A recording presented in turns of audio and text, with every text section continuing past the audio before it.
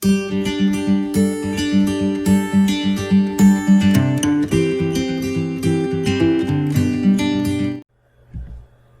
প্রশিক্ষণার্থীবৃন্দ, দিনাজপুর কারিগরি প্রশিক্ষণ কেন্দ্রের পক্ষ হতে সকলকে শুভেচ্ছা ও স্বাগতম। আশা করছি বৈশ্বিক এই মহামারীর সময়ে মহান সৃষ্টিকর্তার করুণায় সকলে ভালো আছো, সুস্থ আছো এবং বিনা প্রয়োজনে ঘর হতে বের হচ্ছে না। আমি Nimai Kumar Dutta, chief instructor computer department, Dinajpur কারিগরি প্রশিক্ষণ কেন্দ্র। আমি এমএস এক্সেলের ধারাবাহিক পর্ব শুরু করেছিলাম। আজ আমি উপস্থিত হয়েছি ধারাবাহিক পর্বের দ্বিতীয় পর্ব নিয়ে। আমরা এমএস এক্সেলের প্রথম পর্বে যা শিখেছিলাম, এক্সেল প্রোগ্রাম চালু করে এর এনভায়রনমেন্টের পরিচিতি, এক্সেলে একটি ওয়ার্কশিট তৈরি করুন এবং এক্সেল প্রোগ্রাম ব্যবহার করে সাধারণ কিছু গাণিতিক কাজ অর্থাৎ যোগ, বিয়োগ, গুণ এবং ভাগ করতে শিখেছিলাম এবং ফাংশনের মাধ্যমে ম্যাক্সিমাম, মিনিমাম, এভারেজ, কাউন্ট নির্ণয় করতে শিখেছিলাম এবং ওয়ার্কবুকটাকে সেভ ক্লোজ ওপেন করতে শিখেছিলাম। সুপ্রিয় প্রশিক্ষণার্থীবৃন্দ, যারা এখনো আমার এক্সেলের প্রথম পর্বটি দেখে নাই বা এক্সেল সম্পর্কে ন্যূনতম ধারণা নাই, তাদেরকে অনুরোধ করছি এখনোই ওপরের আই বাটনে ক্লিক করে আমার প্রথম পর্বটি দেখে নিতে পারো। আজকের পর্বে আমরা এক্সেলে যে বিষয়গুলো শিখব, একটি প্রজেক্টের মাধ্যমে এক্সেলের কাজ করতে শুরু করব। আজকের প্রজেক্টটি হবে এমন যেখানে আমরা এক্সেল ব্যবহার করে কোনো প্রতিষ্ঠানের কর্মকর্তা কর্মচারীদের মাসিক বেতন বাহির করার জন্য একটি ওয়ার্কশিট তৈরি করব। ওয়ার্কশিটে কর্মকর্তা কর্মচারীদের আইডি নাম্বার, নাম, পদবি, বেসিক, বেতন স্কেল প্রদান করে বিভিন্ন গাণিতিক অপারেশনের মাধ্যমে ওই কর্মকর্তা কর্মচারীর বাড়ি ভাড়া ভাতা, চিকিৎসা ভাতা, জিপি ফান্ডে জমাকৃত টাকার পরিমাণ বাহির সহ মাসিক নিট পে নির্ণয় করতে শিখব।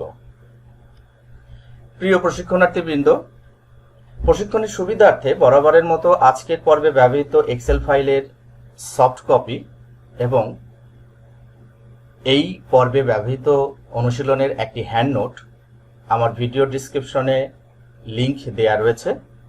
প্রয়োজনে তোমরা সেখান হতে ডাউনলোড করে অনুশীলন করতে পারো। আর আমার এই ভিডিওটি যদি তোমাদের ভালো লেগে থাকে এবং নিয়মিত এরূপ ভিডিও যদি আরো পেতে চাও, তাহলে অবশ্যই চ্যানেলটিকে সাবস্ক্রাইব করো এবং পাশের বেল আইকনটি অন করে রেখো, যাতে করে পরবর্তী ভিডিওগুলো তোমরা পেতে পারো নিয়মিতভাবে। আর অবশ্যই ভিডিওটিতে একটি লাইক দিবে, তাতে করে আমি পরবর্তী ভিডিও তৈরির অনুপ্রেরণা পাব। আমাদের আজকের এই প্রজেক্টটি সম্পাদন করার জন্য ওপরের ন্যায় একটি ওয়ার্কশিট আমরা তৈরি করব। এখানে আমরা ওয়ার্কশিটে প্রদত্ত বেতন স্কেল বা বেসিক অনুসারে বাড়ি ভাড়া ভাতা, যেখানে ওয়ার্কশিটে আমরা HR লিখেছি, নির্ণয় করতে শিখব। অর্থাৎ এই কাজটি করার জন্য ওয়ার্কশিটের উপরের ন্যায় serial number, ID, name, designation, basic, house rent, medical allowance, GPF এবং নিট পে হেডিং দিয়ে একটি ওয়ার্কশিট তৈরি করব এবং সেই ওয়ার্কশিটে কিছু রেকর্ড এন্ট্রি করে নেব উপরের চিত্রের ন্যায়। এখানে বেসিক আমরা দিয়ে দেব এবং বেসিকের উপর ভিত্তি করে হাউস রেন্ট নির্ণয় করতে শিখব। এক্ষেত্রে মনে করি বেসিক যদি 100 টাকা হয়, তাহলে বাড়ি ভাড়া হবে 45 টাকা, অর্থাৎ হাউস রেন্ট হবে বেসিকের 45%। অনুরূপভাবে চিকিৎসা ভাতা সকল কর্মকর্তা কর্মচারীদের জন্য নির্ধারিত 1500 টাকা এবং ধরে নিচ্ছি জিপি ফান্ডে প্রত্যেকে তাদের বেসিকের 5% জমা রাখে। তাহলে প্রত্যেকের মাসিক নিট পে বেতন বের করার জন্য যেটি করতে হবে, basic plus house rent plus medical allowance এবং সেখান থেকে মাইনাস জিপিএফ। এই কনসেপ্টের উপর ভিত্তি করে আজকের আমরা ওয়ার্কশিট তৈরি করব এবং পরবর্তী টিউটোরিয়ালে আমরা এই ওয়ার্কশিটটাকেই আরো বিভিন্ন ধরনের শর্ত যুক্ত করে আরো বিস্তারিতভাবে স্যালারি বের করতে শিখব। তো প্রিয় প্রশিক্ষণার্থীবৃন্দ, আর দেরি না করে আমরা এখন সরাসরি চলে যাচ্ছি এমএস এক্সেলের ওয়ার্কশিটে। আমি ধারাবাহিকভাবে সম্পূর্ণ ওয়ার্কশিটটি তৈরি করব এবং সেখান থেকে কিভাবে শেষ পর্যন্ত নিট পে নির্ণয় করতে হবে সেটি দেখানোর চেষ্টা করব। আশা করছি সমস্ত ভিডিও তোমরা আমার সাথে থাকবে এবং পরিপূর্ণভাবে শেখার সুবিধার্থে ভিডিওটাকে টেনে টেনে না দেখে অবশ্যই সম্পূর্ণ ভিডিওটাকে দেখার চেষ্টা করো, তাহলে সেখান থেকে তুমি ভালো কিছু শিখতে পারবে। তো শুরু করা যাক। আজকের প্রধান কাজ।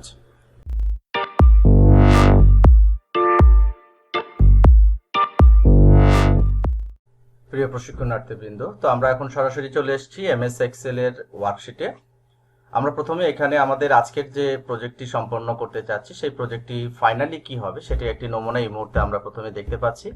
ওয়ার্কশিটে আমরা এ কলাম থেকে আই কলাম পর্যন্ত এখানে serial number, ID number, name, designation, basic, house rent, medical allowance, GPF এবং নিটপে নামক হেডিং তৈরি করেছি এবং সেখানে 1 থেকে 10 সিরিয়াল নাম্বার দিয়ে এবং আইডি নাম্বার 101 থেকে 110 পর্যন্ত আইডি নাম্বার দিয়ে বিভিন্ন নাম এবং ডেজিগনেশনের ভিত্তিতে একটি ওয়ার্কশিট তৈরি করেছি। তোমরা তোমাদের নিজেদের ইচ্ছে মতো এই ধরনের কিছু নাম, আইডি নাম্বার এবং ডেজিগনেশন দিয়ে ওয়ার্কশিট তৈরি করতে পারো।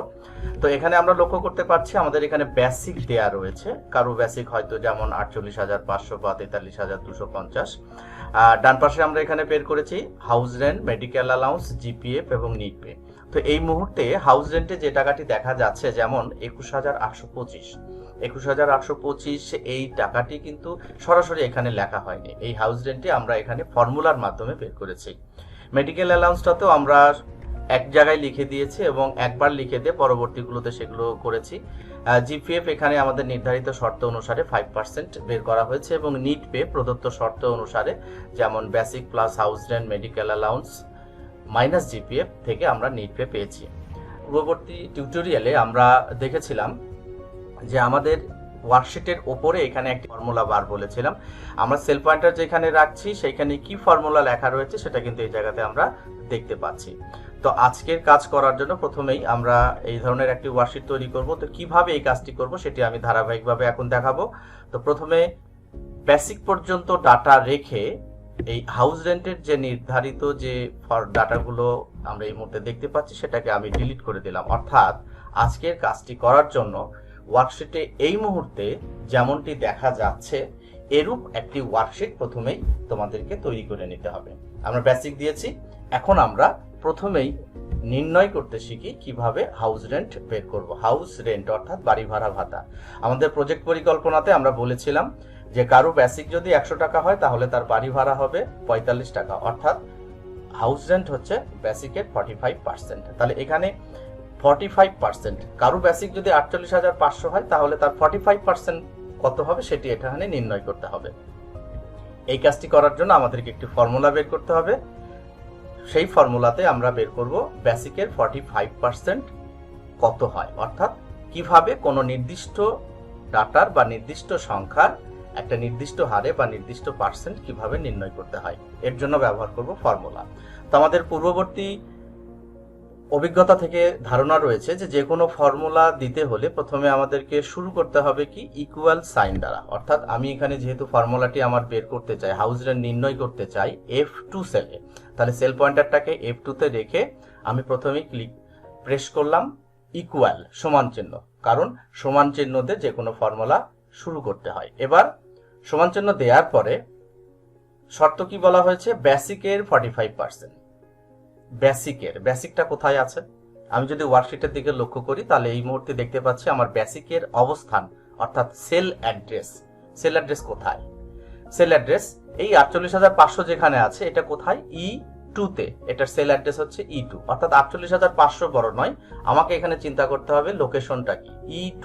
সুতরাং আমি লিখব ইকুয়াল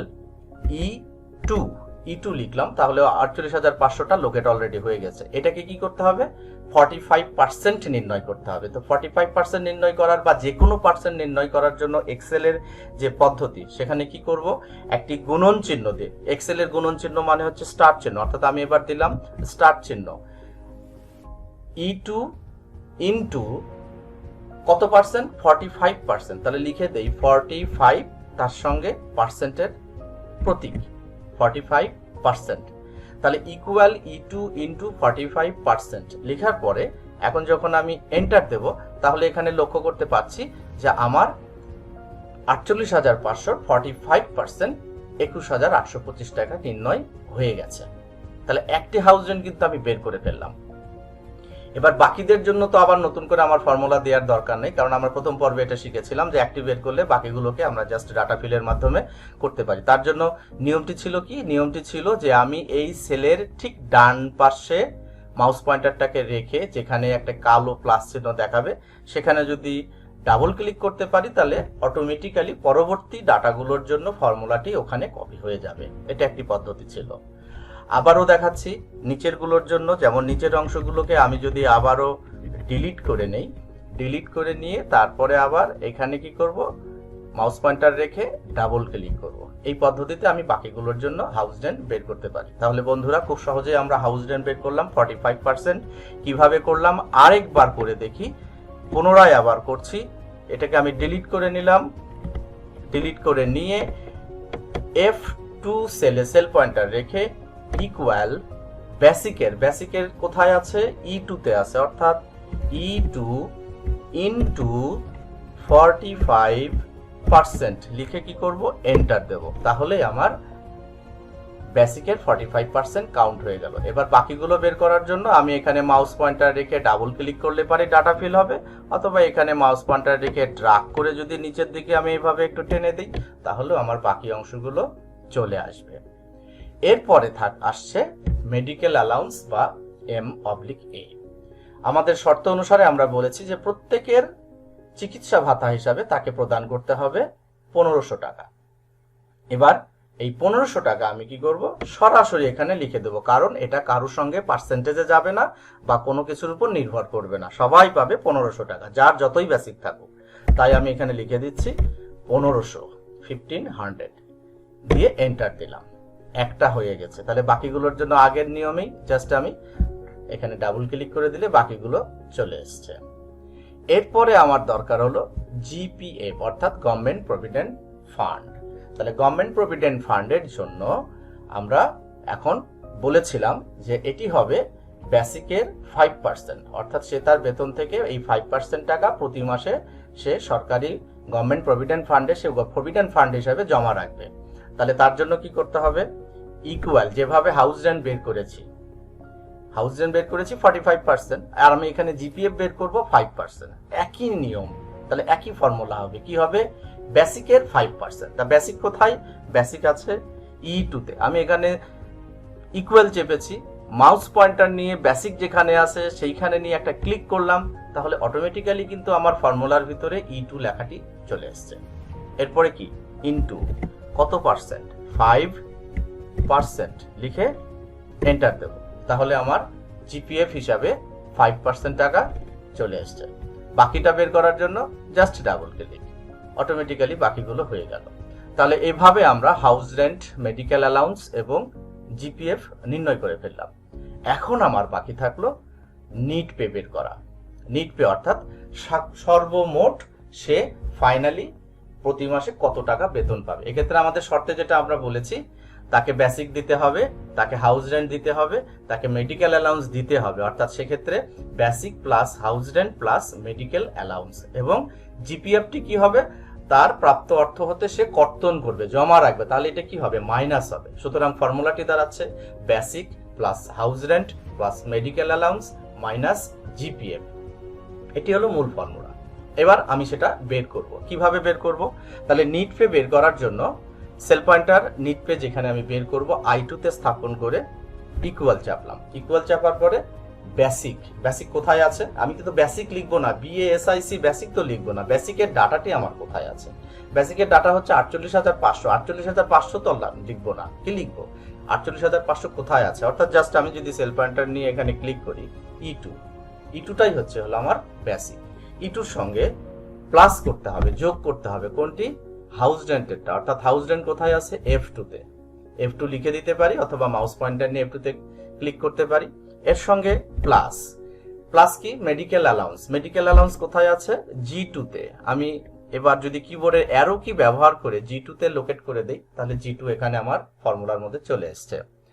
এবারে কি করতে হবে, মাইনাস কর্তন, জিপিএফটা কর্তন হবে, তাহলে মাইনাস জিপিএফ কোথায়, H2 তে। তাহলে আমার ফর্মুলাটি কি দাঁড়ালো, equal E2 plus F2 plus G2 minus H2, অর্থাৎ এটার মাধ্যমে যোগ এবং বিয়োগ দুটার সমন্বয়ে আমরা একটি নিট পে নির্ণয় করব। এন্টার দিচ্ছি, এন্টার দিলে আমার এই যে 69,400 যেটি বের হলো basic plus house rent plus medical allowance minus GPF হিসাবে।